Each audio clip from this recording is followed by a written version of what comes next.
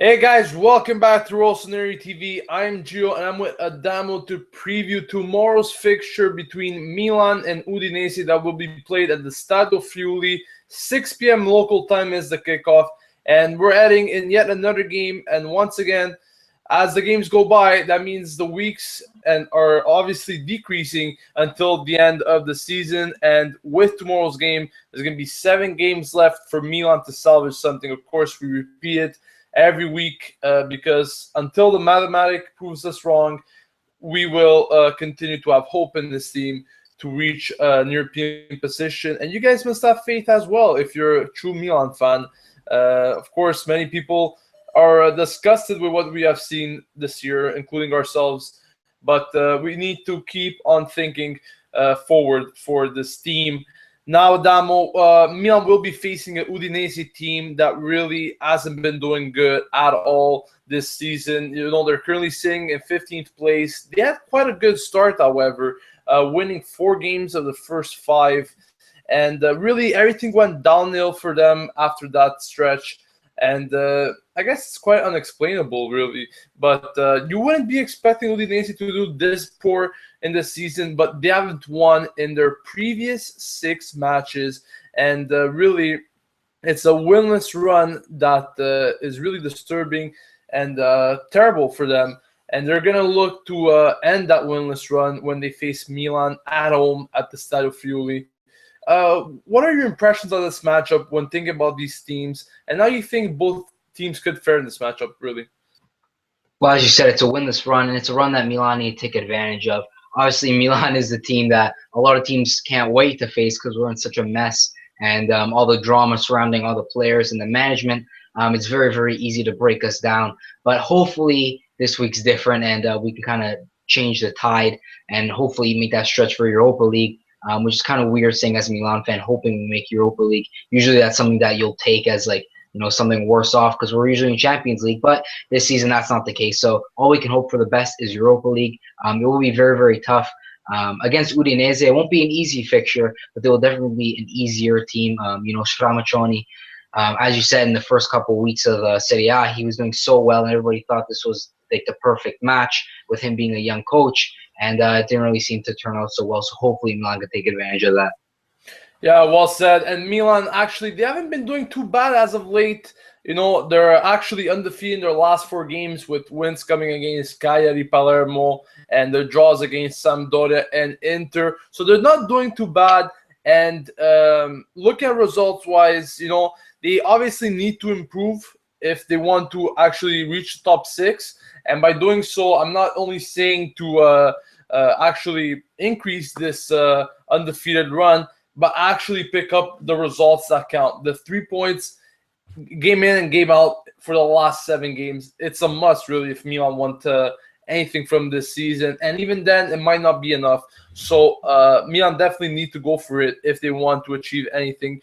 And overall, guys, I mean, Udinese isn't a team that should really worry us. However, they do have some members on the team that could really pose a damage at any given point. And that is why we will be looking at the starting lineups right now. Starting off with Milan, of course, because Diego Lopez is once again expected to start in net in the 4-3-3 formation. Abate on the right, Mexes Paletta in the middle, Antonelli on the left. Midfield composed of Van Ginkel on the right, De Jong in the middle, Bonaventura on the left. And up front, Menez, Destro, and Honda. And speaking about Honda, of course, guys, there's obviously various reports. Gazzetta has been reporting this lineup, and as usual, we always get their info from them. You know, they've been choosing Honda over Suso, and usually they give the latest updated formation. So that is what it seems as of now. However, many various sites are actually saying that Suso will once again get a start over Honda, which I surely hope so, and I'm pretty sure Adamo hopes so as well, because really he has shown very promising signs against Inter. He could have even scored in the derby. That would have been a magical moment for him. And really, you need to actually increase the self-esteem of this player. He needs to play. He needs to be given time to improve. And I think even in the long run, if Suso could maybe start on the right instead of Onda, or even as a right mid, and Esharawi starting on the left, that attack could actually look very, very deadly if we actually consider it. What are your thoughts on that, Adamo? Well, as you said, I definitely think Suso should be a player that's starting over Honda because, Honda did have a good start to the season, much like Udinese, but he fell off way, way too much for me to really cope with. I don't really think Honda should be starting any of the last couple games unless there's something wrong with fitness of other players. Not to discourage Honda, but I do think it's more worth it to play somebody like Suso who can actually grow into an even better player and can really flourish under the game time that you give him. And we saw against Inter, he was amazing. Like, not like he was something crazy that game, but he was definitely kind of the star of the show for Milan because we weren't too bright that game, but he still found a way to create chances for himself, which I think is very huge in this Milan side because we don't have the really midfield to back up the wingers or the striker.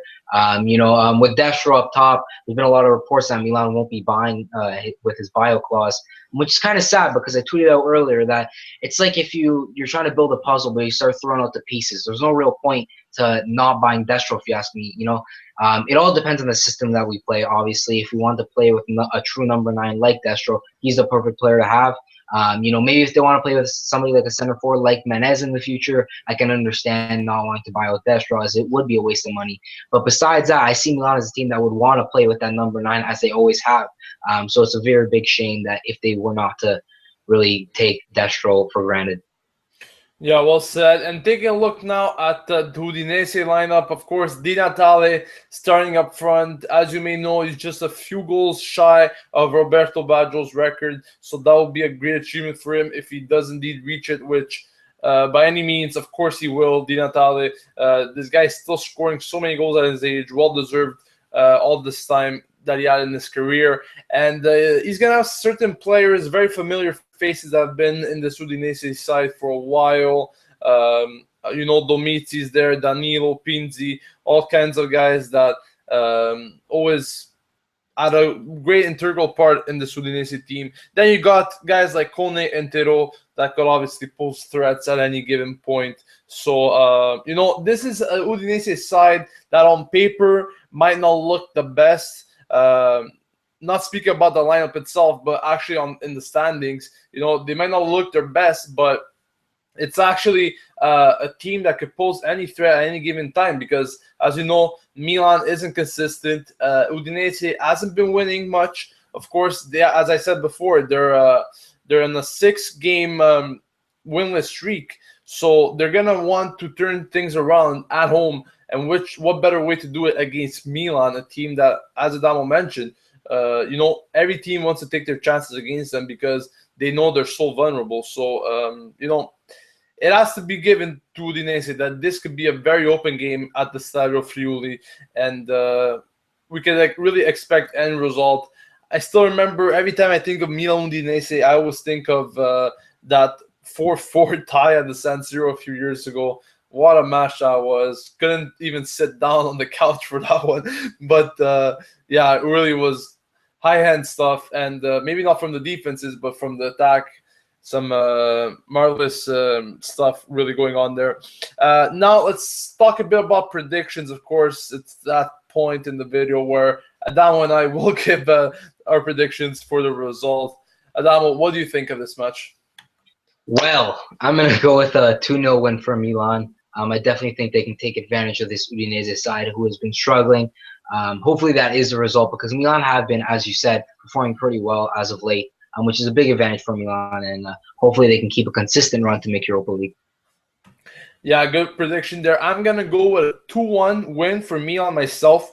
I don't know why, but I have a feeling this game is going to be much like the win that Milan got against Palermo a few weeks ago. I don't know. I just have that feeling, playing away. It's just going to be one of those games where Milan could probably snatch a win in the dying moments. As we have seen, really a lot of things happening in the dying moments for Milan, from losing games to drawing games and to winning games. So anything could happen. And I think in those last 15 minutes, as well as the first 10-15 minutes for Milan, that's where all the difference really happens, as we have seen them numerous times this season where Milan would score in the first 10-15 minutes. The other team will equalize later on, or events really just happening either at the start or at the end of the match. And that is what I say. I think it's going to be a 2-1 win for Milan. If I have to say the goals, I don't know exactly. Based on the lineup that we saw from Gazzetta, I will probably have to go with Menez.